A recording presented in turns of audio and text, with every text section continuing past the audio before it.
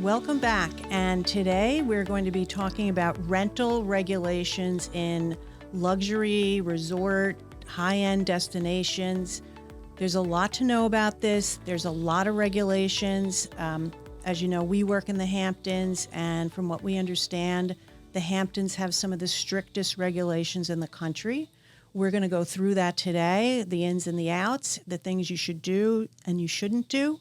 So, Pierre, we have some questions for you from a legal standpoint. The different towns have slightly different regulations, and also the villages. Right. So I don't know if you want to give us a little high-end overview of how it all works. Yeah, I mean, we keep a cheat sheet, to be honest with you. Every town and village has different requirements, and you have to really go in now when no matter what term your rental is, the chances are you have to go to the town or village to get a permit in order to legally rent the house out. And, you know, it's changing. Every year it's changing, and it's crazy how it varies from village to town.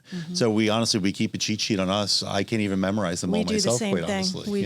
We do. We have to keep a cheat sheet because, as you said, they're always updating the rules, and then we have to tell the people that we're renting houses to and the people that we're handling their rental, the homeowners. Right. So, David, I know you've had some experiences along the way, and maybe you can walk us through the different town regulations. Well, let's just dive in. I mean, we'll take East Hampton. East Hampton, you need a rental registration. I would say, I think on almost every town right now and every village, you need a rental registration to rent out your property. In East Hampton, that rental registration is good for 2 years. And I think it costs Same about thing for town of Southampton. Yeah. And I think it costs about $200. You can finally register online and do it on an online portal, which is amazing.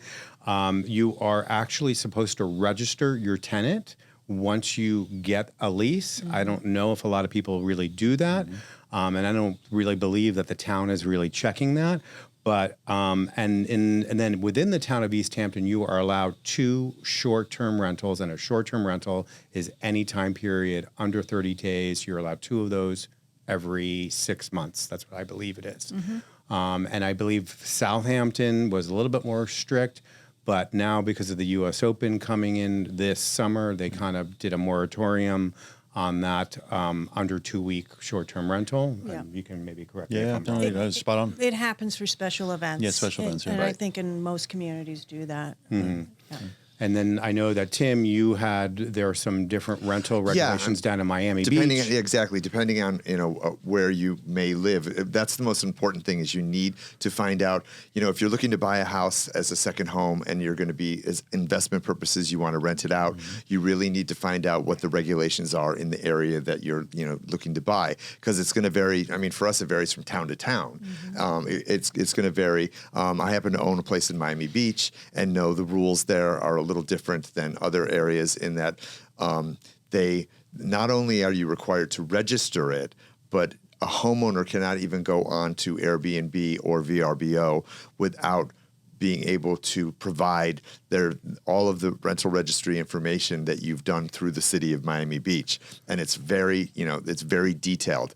So, that's a little different than us. I mean, technically for us, somebody could go on Airbnb, list their house, not have a rental registry number. They're taking a huge risk doing it, which we can talk about why. Yeah, we're going to get into that. But that said, you want to know from market to market. I also have a little bit of experience in Palm Springs. And in Palm Springs, they actually have zones within the town of how long you can rent your house. Certain areas are 1 month. Certain areas will allow shorter terms. Certain areas maybe 3 months. All these different things just play into what you need to know if you're going to, consider buying a house and renting it out for investment purposes in a second market. Okay. So let's talk a little bit about the actual costs. We know that the permit is $200 every 2 years. There's also some tax implications, which we know that homeowners are not aware of. Right. And Pierre, if you could kind of delve into that. Yeah, I mean, the sales taxes they really add up. I mean, think about it. You have Suffolk County tax and you have New York State, right? Generally speaking, the New York State tax is for any rental under 90 days. So if you, in the aggregate, right, under 90 days, if you end up staying over, then you get an exemption from it. Suffolk County, 30 days. Now, the total number is like close to 10% in terms of taxes. Yeah. Like we just negotiated a lease. It's a $70,000 for a month lease for July in Southampton Village. And the first thing is who's paying the sales tax? And it didn't come up. You know, we're like, you have to stipulate who's paying this. Like this is, you're talking, what's an aggregate dollar value? $7,000, $8,000? Yeah. In a situation. It's a big number. It's a big number, right? For a 4-week lease, right? Like it's pretty crazy. On top of the commission. On top, right? So, you know, luckily, you know, it ended up all working out. But like, if you don't have it in the lease that the tenant's going to be paying this, the landlord's stuck with a liability because the state's going to come after who, right? Once the tenant's gone, they're gone, right? Yeah, Like the state comes after the landlord. The They go landlord, after because the they can homeowner, actually attach an asset to any lien that they would have to file on something, right? So it's crazy because you wouldn't think that, you know, for a 1-month rental, you may be subject to such an onerous additional tax and expense, but it's coming up left and right. And I think honestly, like, you know, we talked about it in terms of like this being kind of a trend, like wherever there's high-end real estate, high-end market rents, high-end values, there's an opportunity to create tax revenue, right? And what's more of a high-end rental market than the Hampton summer market in America? It's the most high-end rental market in the country. Right. What's happening here in the city too, right? With the pied à Terre terre tax. Yeah, tax. pied à terre tax, exact same concept. You know, you have enough affluency to own $5 million assets that you occasionally use, and you know it's a great opportunity to say, hey, we'll tack on a tax to this. Exactly, yeah. And my example going back to Miami Beach was the reason they're so strict about it is it was actually the hotel industry who had like a class action lawsuit against the city for allowing short-term rentals, and this was, you know, what was resolved from it. So that it's actually 14%. That a homeowner, that somebody pays on any rental that gets that's done. So what a lot of people are doing is it's figured into the pricing as your, you know, it's either figured into your bulk pricing or it's, you know, itemized out when somebody goes to, you know, register on Airbnb, VRBO, whatever it may be. You know, the rent may be, you know, $600 a night, but oh, by the way, the taxes on that are almost $100 a night. Wow. So it's there, but that's the way that the city gets, you know, paid for that, and it you know, it also, you know, made the hotel industry a little happier because they were losing a lot of business to short-term rentals. Are you seeing your landlords in the Hamptons take this in consideration, or they're not all aware of it? I think a lot of them are not aware of it. A lot of them are not aware of it. It's And the so- agent's job. I think it's their responsibility to talk to them about it. Right. I mean, I generally don't like to do short-term leases because it's just, there's a lot of work involved for a little bit of time. Sure. And then you have to deal with the tax and, itemize those tax numbers onto the lease and who's going to pay for it. Generally, you think that the tenant's paying for it, and it's written within the lease. But if it's not written in there, it just kind of falls back onto the landlord. Absolutely. Right. You know? And they get these notices after the tenants are long gone, and they have to then pay the tax. They're starting to send out notices, letters. Yeah. Left and I've right. heard it. Yeah, left and right. Yeah. And then You know? you hear it from the homeowner after the fact, even though something was in the lease about it, and they're not really paying attention to it. But I do believe that when you rent through Airbnb or VRBO, it's included in their fees. Like they're kind of collecting it. I think they're doing what I said Miami Beach was doing. I don't, because we're real estate agents and we're, writing leases for people, we don't see really what happens on those sites. And what we said about the rental registry is true, and we can maybe go into that in the next segment about what some of the risks you take if you don't follow those rules. Yeah. Yeah. Well, let's take a little break now. And when we come back, we will talk about some of the risks that can occur if you do not get a rental permit. From residential and commercial closings to litigation, Romer Debbas is your full-service real estate law firm. We blend big firm knowledge with boutique-level attention, delivering outcomes that exceed every expectation. Contact us at romerdebbas.com. Hi, I'm Dylan Pachulik, CEO of XL Real Property Management, New York's most trusted name in luxury property management since 2012. We specialize in managing individual apartments, townhouses, and rental buildings held by absentee owners. We maintain our properties with the highest standards of quality and service so that owners can choose a hassle-free approach to real estate investing. Rented or owner occupied, we handle it all. For more information, contact us at xl-rpm.com. Welcome back to Home 2.0. I'm Kim Kakerbeck. This is Tim Burch, David Tenenbaum, and Pierre Debbas. And we will continue with our topic, which is rental regulations in various second home communities. We're going to talk now about some of the risks if you do not get a rental permit. So who'd like to delve into that? Well, I do urge, and I tell all my landlords, and this is really on the landlord and really not on the tenant, to make sure that you are buttoned up and you have your rental permits, you follow all the instructions, you make sure that it's valid and it hasn't expired. God forbid if there's any accident, you could not maybe have insurance coverage, you can be completely liable. Most of these rental permits require an updated CO, so you can even dial it back. And if you have things that have not been permitted or under violation, or there's open permits, it's all about safety and it's all about hazard, right? And it's all about risk. And so that's what you as a landlord are going to inherit without following the rules. And I guess you can talk more about it. No, it's a great point, David. Like, you have to be worried about, what kind of liability are you assuming by trying to circumvent the rules. Like, everybody complains about filing for a permit. Everybody complains about filing the fee, and it's additional paperwork and it's a nuisance. But if you have any, structure in your home that's not up to code, right? And there is a hazard that takes place. Like we were talking about, could you not qualify for insurance coverage, right? It enhances the tenant's ability to have a claim against you significantly if you did something that wasn't in accordance with local town codes and rules. So it really is, to your point, it is super important to make sure you are, obliging by this. Yeah, and on top of that, we as agents are not allowed to list a rental property if there is not a rental permit or the rental registry in place. It is a in our requirement. firm, but I know other firms out there are listing without rental registrations. Wow. But we have a red flag. Like, we have an operations manager that really kind of screens before it gets approved within the system. And I get questioned, "Where's your rental permit? It can't go. It can't go out publicly." There was a case a couple of years ago where a homeowner privately rented their home to somebody for a month or 2 months. It was a big rental. It was like a $250,000 rental, that kind of thing. And they didn't have a rental registry permit.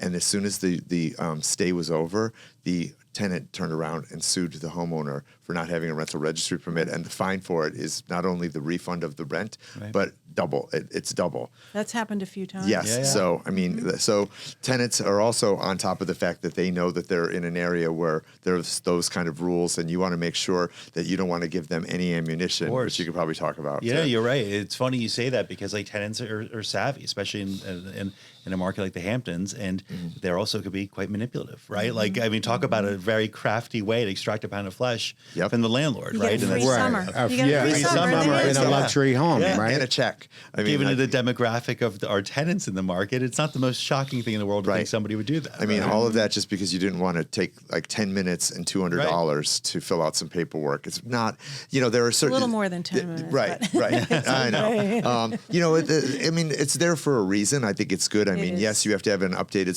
certificate of occupancy in order to be able to get your rental registry. It's all safety. But also smoke alarms, the carbon monoxide. Fences, the pool gates and the pool fire alarms. But I believe in Southampton that they'll come out and actually inspect, not in East Hampton, but in Southampton, for example, when you're filing for that permit, they have to come out and do a inspect. physical inspection. So they kind of do like above and beyond. And you're right about that. So the homeowner can either, in town of Southampton, have a architect or an engineer come and vouch for them. Okay, and notarize it. Right, and it gets notarized. Or you can ask for the town inspector to come out and do that same. Which people usually don't want the town inspector coming out, I'm assuming. There's always a reason why a lot of people don't want them. Right, a bed where it's not supposed to be. That's another part of the rules and regulations is the bedroom count. Yes. And you have to market your home according to the bedroom count that's on your certificate of occupancy. Right. And listen, we all know that sometimes, this little office space becomes Above an the extra garage, sleeping which is a space. nice two-bedroom, I mean, you know. you'd be Pool very house. careful about that, because that's another way you could be liable for something if there was a tragedy or an accident that occurred at the house.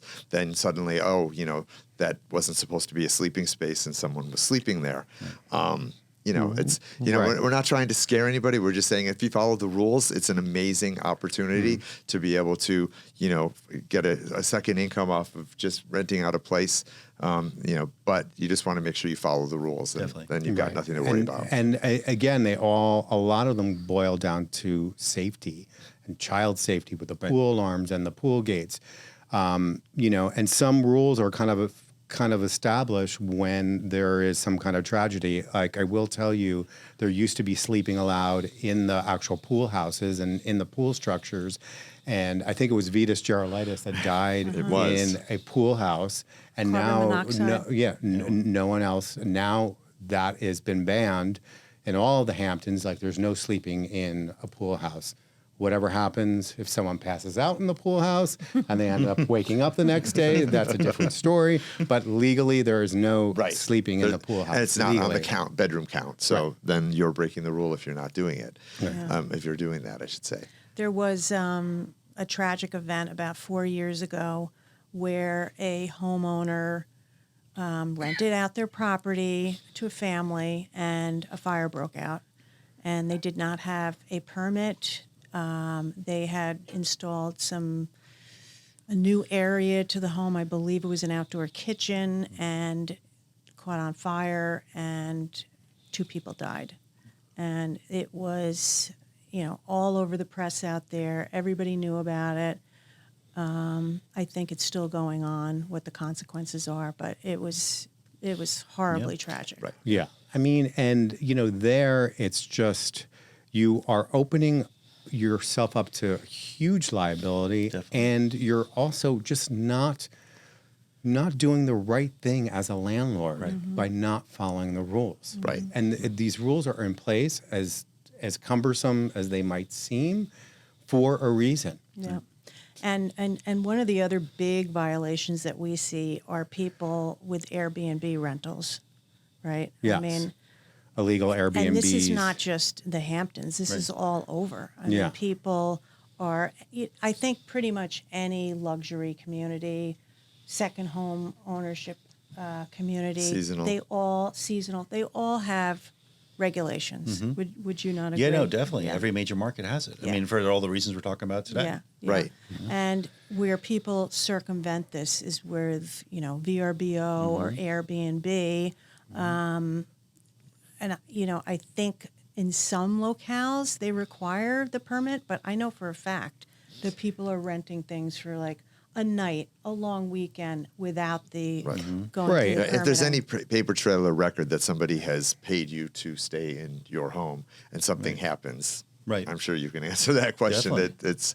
That's the start of it. So if you don't have the proper, registries or things in Right. place, that's where you're going to start. Yeah, it's a risk reward analysis. Is Yeah. it worth the risk you're assuming, right? Like, Right. chances are yeah, no. it's not.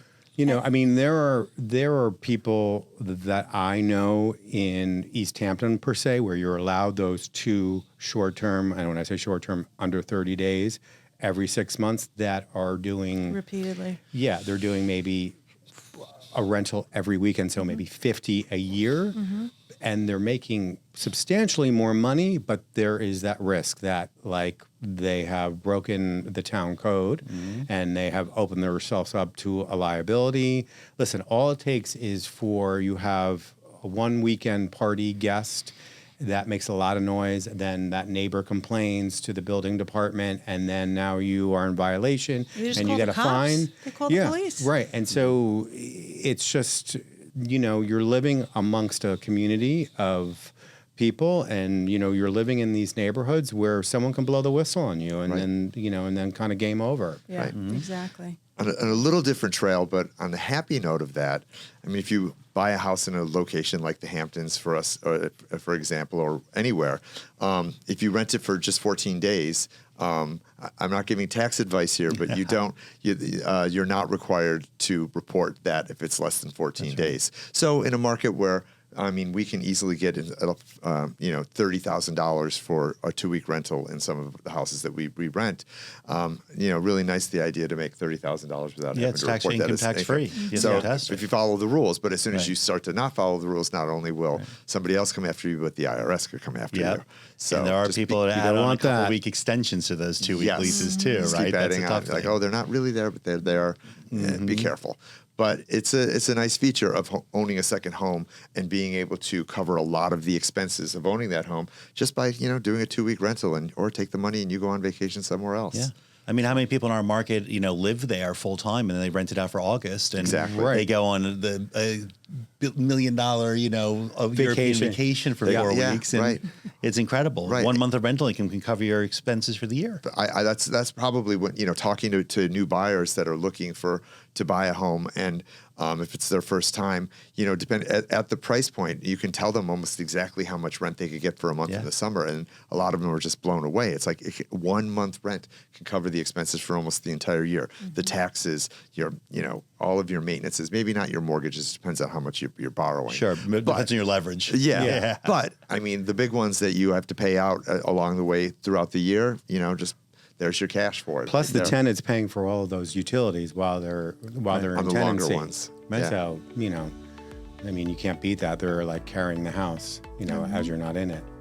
So All right. Well, thank you guys. And Pierre, thank you so Thank much you, for Pierre. joining Thanks, Pierre. us. Thanks we for having really me. appreciate and sharing your knowledge. This is another episode of Home 2.0. We are the Hamptons Purvey team. Thank you for joining us.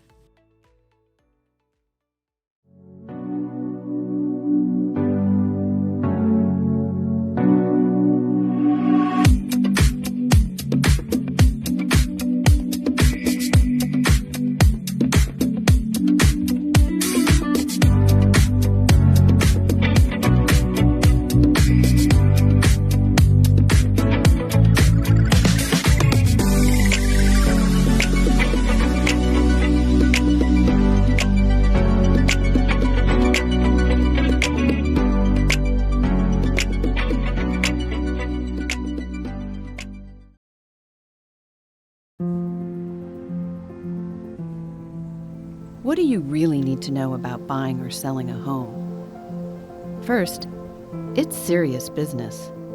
And it's complicated. There's a lot of money on the table, and emotion too. You need an agent who knows the ropes. So, whether you're buying or selling your home, work with professionals who have a mastery of the craft.